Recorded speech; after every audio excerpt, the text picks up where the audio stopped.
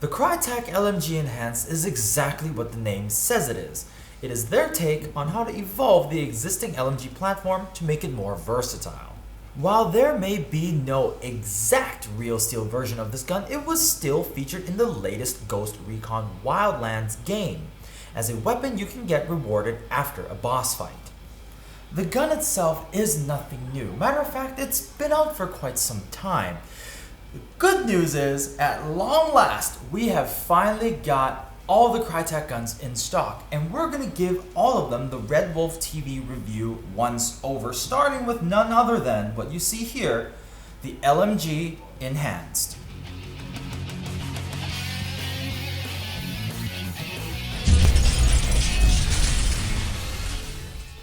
Hey guys, what's going on? And let's jump right into this gun because there are a few things that we want to cover. The first thing you're going to notice with this LMG compared to some of the other ones is, yes, the size. Compared to the other guns such as the M249 or even the M60, this one is much more compact. Smaller package, easier for you to maneuver. Up front, you have this really nice flash hider that you see on a lot of Krytac's guns. From there, you have a key mod rail that is actually mil-spec. From there, you have a 228mm outer barrel that houses a 280mm inner barrel. You're going to get some really good accuracy downrange right out of the box with this gun. Next up is the middle portion of the gun, where a lot of the beauty of this LMG actually is exhibited. However, first, I'm going to remove the box mag. The upper receiver is very traditional LMG style, with the top cover being able to be removed with this lever here. The bottom is where this gun really separates itself from some of the other LMGs on the market once again. The lower receiver is a traditional M4 style lower receiver that will take regular M4 magazines other than this box mag, which makes this gun very flexible. Second thing I want to go over is the fire selector. A lot of LMGs out there, you can go from safety to full auto. But with this one, you also have semi-auto in here. So if you need to go take precision shots, you absolutely can. And then when it's time to lay down suppressive fire, flip it over to full auto and away you go. Next up, let's talk about that hop-up, shall we? I quite enjoy adjusting it, and I think a lot of other companies can take a few cues from how Krytac made theirs.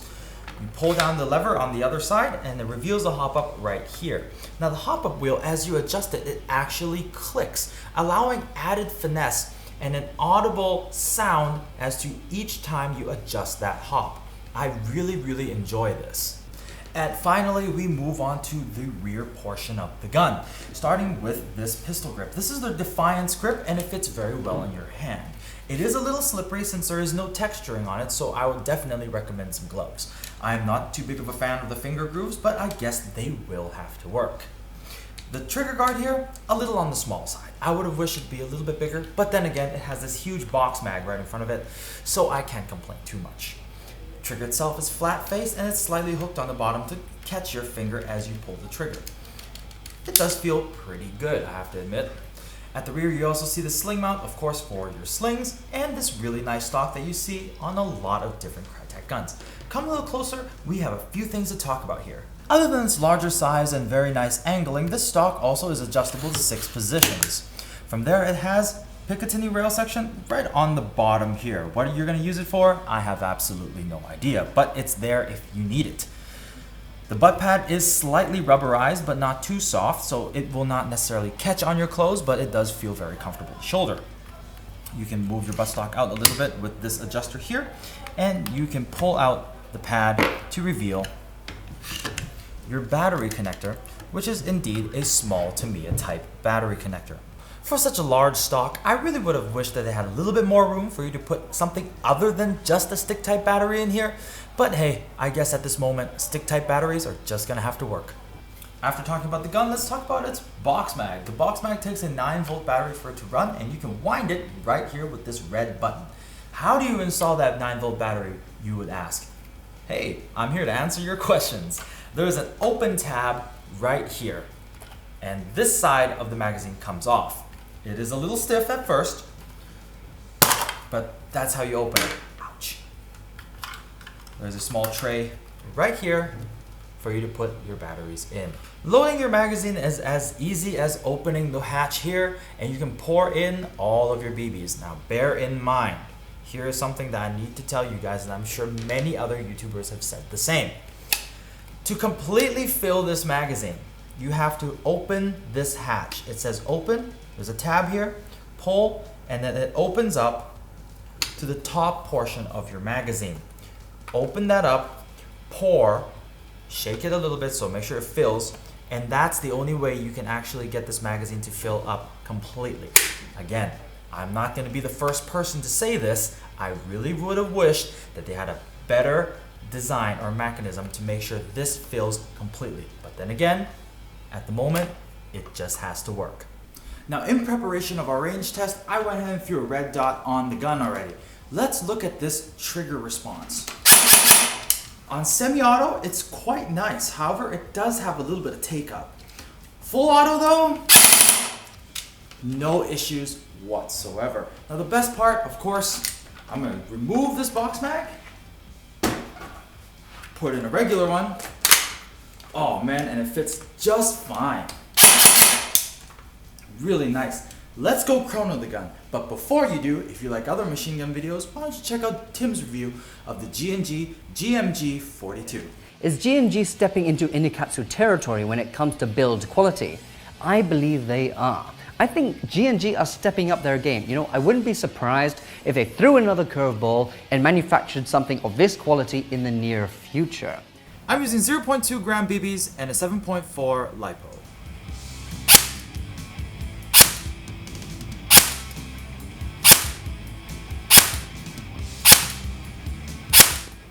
And the gun shoots at an average of 405 FPS. Here we are at the warehouse, ready to shoot none other than the LMG-Enhanced. But before we do that, of course, you guys know what time it is. Let's see how far we are away from our target downrange.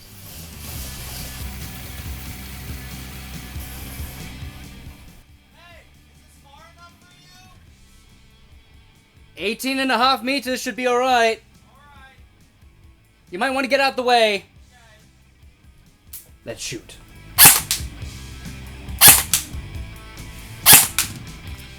I'm not a big fan of that really long trigger pull.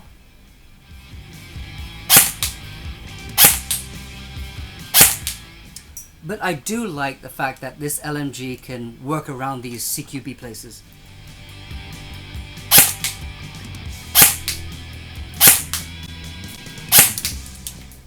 Alright.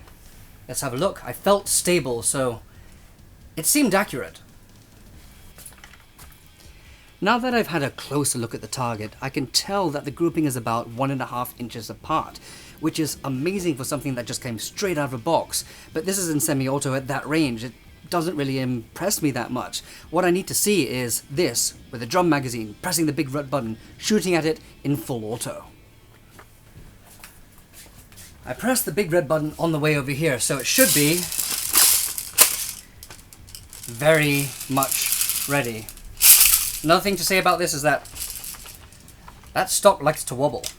Full auto time.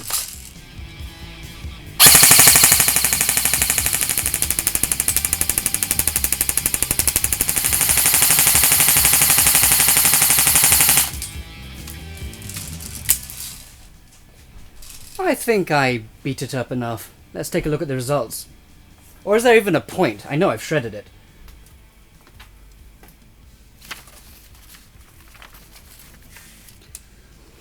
I approve. Back to the studio. So, this is what it's really come down to. As an LMG, it's considerably lighter than its counterparts. That being said, it's maneuverable and CQB friendly.